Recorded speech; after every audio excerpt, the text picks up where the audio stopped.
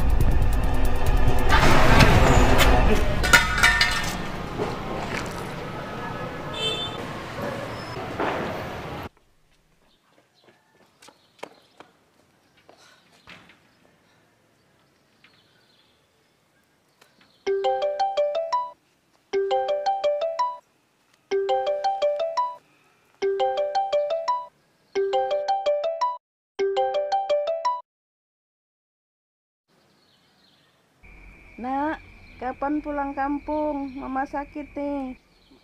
Mama tunggu ya sayang. Pancasila. 1. Ketuhanan yang Maha Esa. 2. Kemanusiaan yang adil dan beradab. 3. Persatuan Indonesia. 4. Kerakyatan yang dipimpin oleh hikmat kebijaksanaan dalam permusyawaratan perwakilan. 5. Keadilan sosial bagi seluruh rakyat Indonesia. Kak, pulang yuk. Ayo.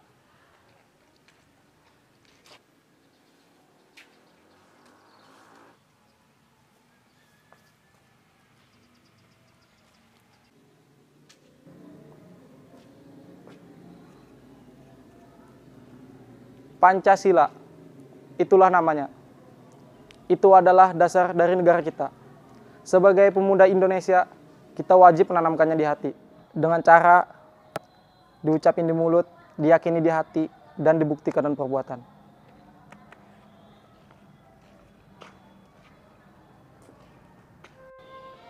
Pancasila, ketuhanan yang Maha Esa, kemanusiaan yang adil dan beradab, persatuan Indonesia, kerakyatan yang dipimpin oleh hikmat kebijaksanaan dalam permusyawaratan perwakilan, keadilan sosial bagi seluruh rakyat Indonesia.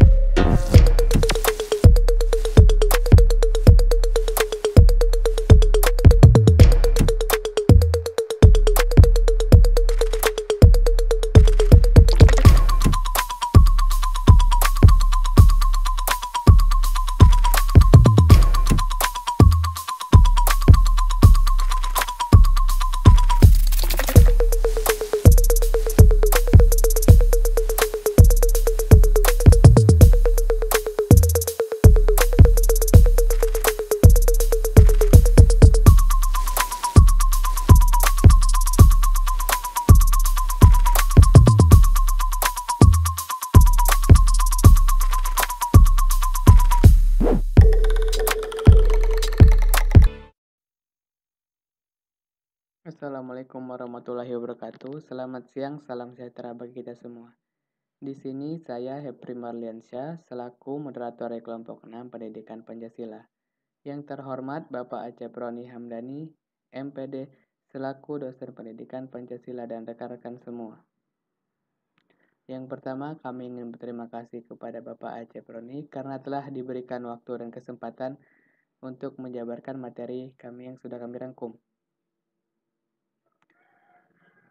Kemudian, izinkan saya untuk memperkenalkan anggota kelompok 6. Yang pertama ada saya, Hepri Marliansyah, kedua Tira Septiani, ketiga Yoren Deliana.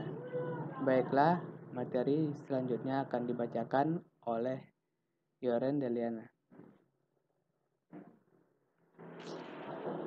Makin ramai motor bagi ya. Ih, ini balik. Selanjutnya ada latar belakang pendidikan Pancasila pada masa reformasi. Karena Orde Baru tidak bisa mengambil pelajaran dari pengalaman sejarah pemerintahan sebelumnya, akhirnya kekuasaan otoritas Orde Baru pada akhir 1990-an runtuh oleh kekuatan masyarakat. Hal itu memberikan peluang bagi bangsa Indonesia untuk membenahi dirinya, terutama bagaimana belajar lagi dari sejarah agar Pancasila sebagai ideologi dan falsafah negara benar-benar diwujudkan secara nyata dalam kehidupan sehari-hari. Sementara itu, UUD 1945 sebagai penjabaran Pancasila dan sekaligus merupakan kontrak sosial di antara sesama warga negara untuk mengatur kehidupan bernegara mengalami perubahan agar sesuai dengan tuntutan dan perubahan zaman.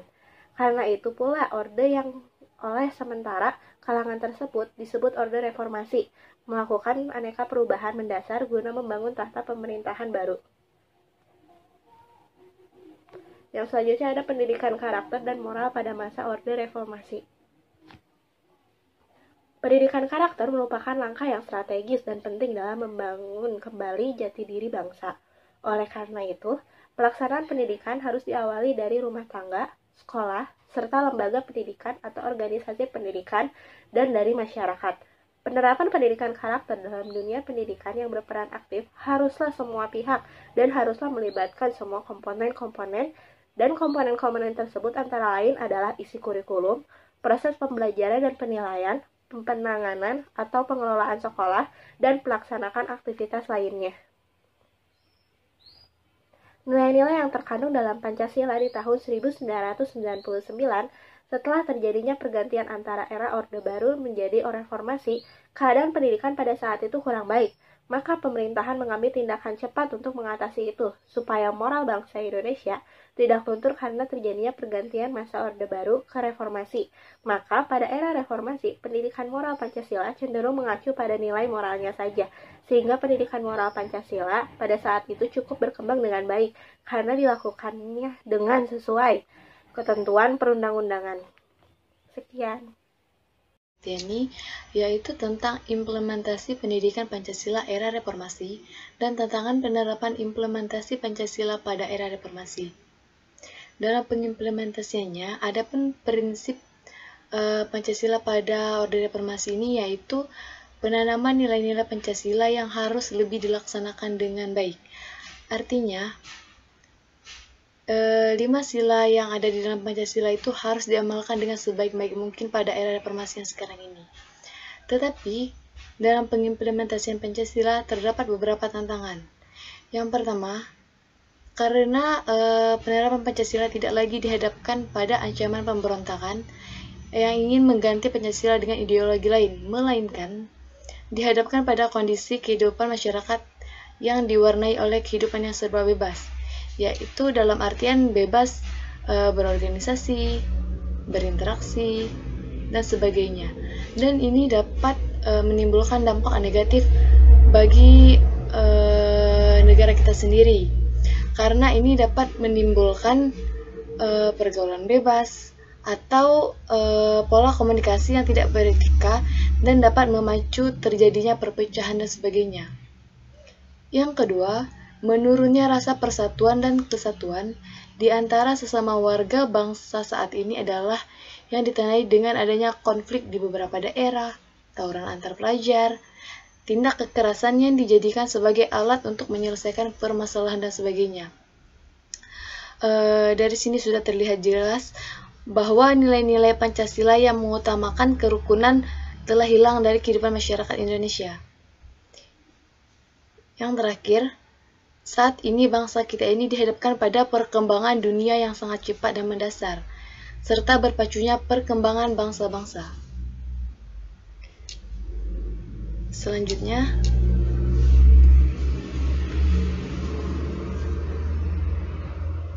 membangkitkan Pancasila di era reformasi.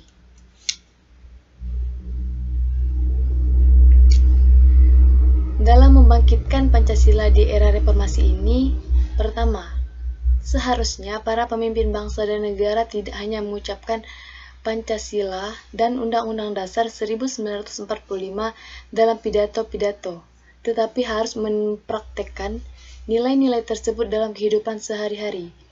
Karena seperti yang sudah kita ketahui sekarang ini, bahwa banyak sekali para pejabat atau pemimpin negara yang mengucapkan Pancasila dan Undang-Undang Dasar hanya dalam pidato tersebut dalam kehidupan sehari-hari. Karena seperti yang sudah kita ketahui sekarang ini, bahwa banyak sekali para pejabat atau pemimpin negara yang mengucapkan Pancasila dan Undang-Undang Dasar hanya dalam pidato-pidato, tetapi tidak mengamalkan nilai-nilai tersebut dalam kehidupan nyata atau kehidupan yang real.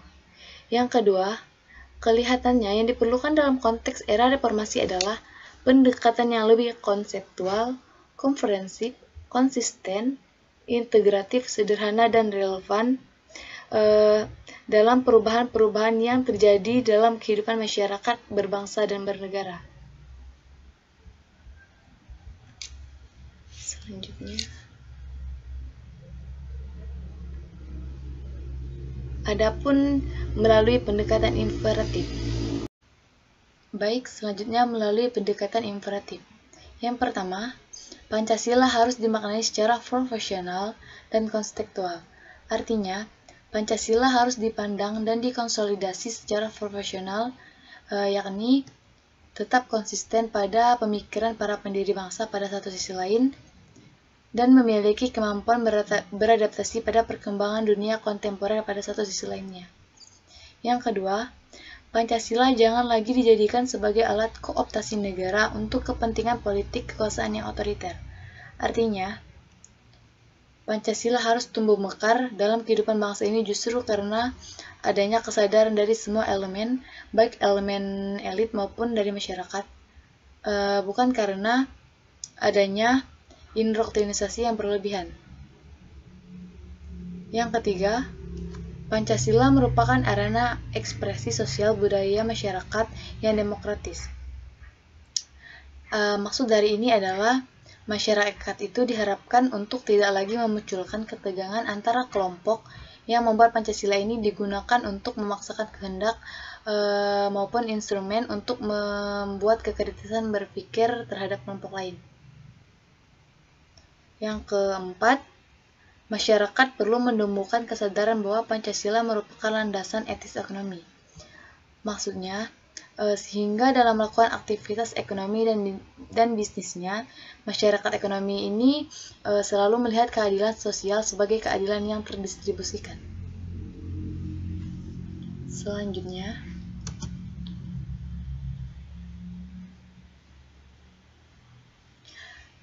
adapun upaya yang dilakukan oleh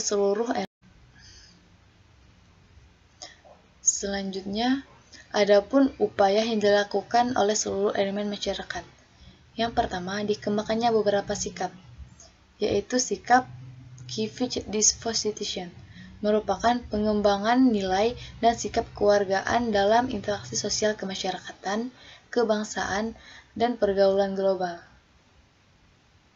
Selanjutnya, sikap Kivich knowledge, merupakan pengembangan pengetahuan kewargaan tentang demokrasi dan hak asasi manusia.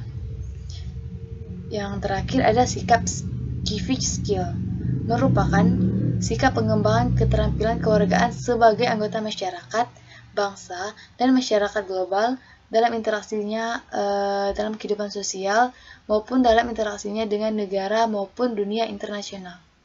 Yang kedua, Agar tetap kredibel, Pancasila harus direvitalisasi. Maksud dari ini merupakan Pancasila itu harus diletakkan dalam keutuhannya dengan pembukaan dan dieksplorasikan sebagai paradigma dalam dimensi yang melekat padanya, yaitu seperti realitas, idealitas, dan fleksibilitas. Yang ketiga, agar tetap membumi, Pancasila dikembalikan pada jati dirinya. Maksud dari ini yaitu Pancasila itu dikembalikan sebagai ideologi negara. Yang terakhir, menjadikan Pancasila sebagai living reality, yang artinya merupakan kenyataan hidup sehari-hari dengan melihat perkembangan masyarakat sebagai peningkatan dari hak asasi manusia. Kesimpulan, dengan demikian pendidikan Pancasila pada masa Orde Reformasi dapat disimpulkan. Pada masa reformasi ini sesuai dengan maknanya. Tidak salah dan tidak tepat bila kita harus kembali pada nilai-nilai Pancasila yang telah sekian lama menjadi asing dan jauh dari kehidupan kita. Sebagai bangsa dan juga pengamal nilai Pancasila, harus sering dengan semangat reformasi dalam perubahan menuju tatanan masyarakat yang menjadi tonggak sejarah di mana keberhasilan reformasi justru pada keberhasilan mengembalikan kemurnian dan keutuhan serta kekuatan Pancasila di setiap warga Indonesia.